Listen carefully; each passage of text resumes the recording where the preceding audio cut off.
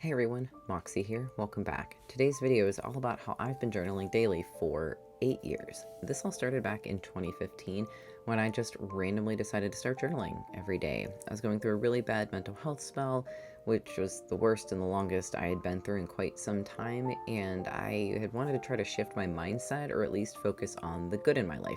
So here's the journals, what they look like, the ones that I've had over the years. As you can see, they're not proper journals, but rather academic planners that run from July of one year to June of the next. I wanted something with structure, which most journals don't have, which is why I went with these. So these planners have like a set number of lines for each day, which was hugely helpful for me. And I have considered switching to an actual journal several times over the years, but I always opt out of doing that because I just know I wouldn't do it anymore. And as you can see, like what the inside of the journal looks like with the set lines, the dates, the structure of these planners just helps me because it's only a few lines a day, and each day is already written out for me, like the date itself. I don't have to do anything else except write, and that helps me keep up the habit. I'm not going to show you guys what's in the ones that are already written in because that's my journal. I'm not showing you guys that, but yeah, I showed you with the blank one, so you know what it looks like, you know what I'm working with. And this has been a great habit for me, actually. Like I mentioned, when I started doing this, I wanted to focus on the good in my life in the hopes that it would help shift my mindset.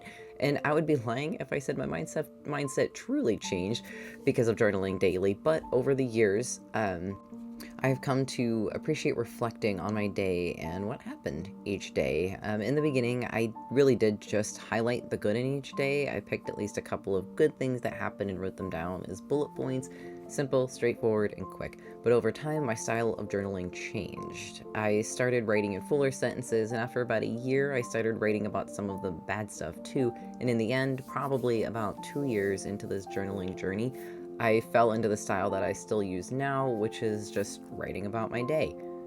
I write a few sentences about the key points of the day. Sometimes it's all about my emotions. Sometimes it's about what we accomplished or didn't accomplish, or who we saw or what we did. There's a lot of variety now in my journal, and I think that was a natural progression of how I am as a person. I like being descriptive and elaborating. Bullet point journaling was never going to work for me long term, even if it is the simpler and quicker way of doing things. But I like being able to go back and see full details of each day that I've had, how I was feeling, how I expressed those emotions on paper, how I explained what we did, reminiscing, remembering the good stuff, reminding myself that I've pushed through all the bad that I've ever dealt with. Journaling has really been good for me. It's why I've continued doing it for so long, 8 years. All the time, I thank my past self for starting to journal. Like, the reason why past me started being in a dark place and all that really sucks because nobody wants to be in those dark places. If you suffer from mental health problems, you know what I mean. But even so, I did something good with being in that dark place, which was starting to journal, and that good has continued into today and grown into something even better for me. Every June, when I'm about to finish filling my next journal, or I guess filling my current journal and starting my next one, I really reflect on the past year.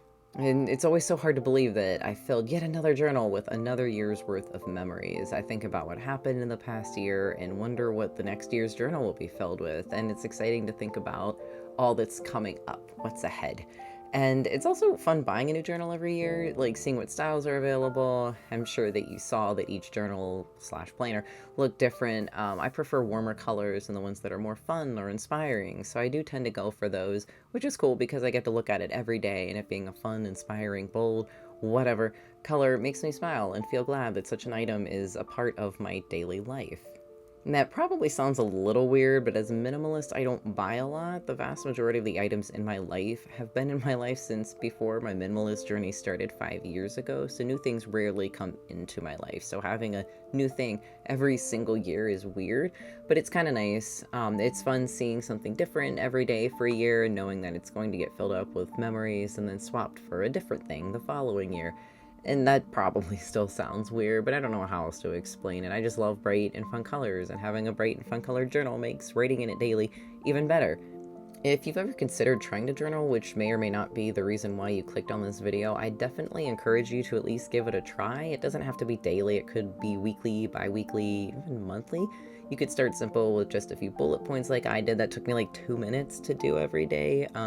Even now, what I do now with filling out the whole all of the lines, the whole section for each day, it only takes me about 5 minutes to reflect on my day. And if you find that you don't like the pen and paper thing, you could always try a digital journal. Typing on a phone or computer just works better for some people. There's plain old Word documents, there's journaling websites and applications you could use. You have plenty of options if you want to try digital.